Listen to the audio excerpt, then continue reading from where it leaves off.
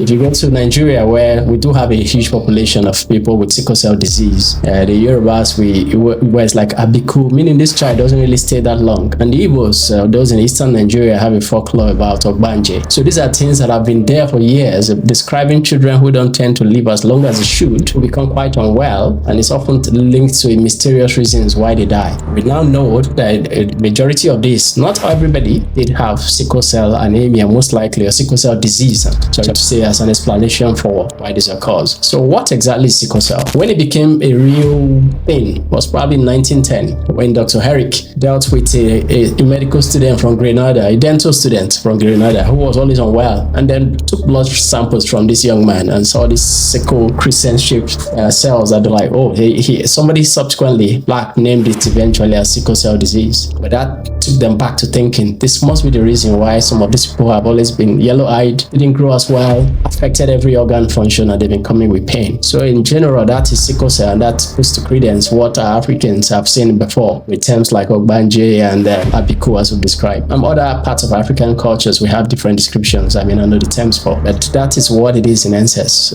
sickle cell disease, and it's an inherited problem. Nigeria has the highest case of sickle cell in the world. A lot of people in Nigeria don't have the knowledge about sickle cell. They are not aware, you understand? In some parts, especially northern Nigeria, where education, the illiteracy is high, they may not be aware of this, unlike some people in southern Nigeria. I'm sure I've never done that statistics, within north and south, but I'm speculating that it will be very high in the north, or especially in people who have lack of education, probably not well educated or not aware. Let me just put it where they are not aware of it, you understand? They are the people who overlook this thing, they just blindly marry, the gun at the day is always blind. Oh, there's no longer blood, oh, they shine eye now.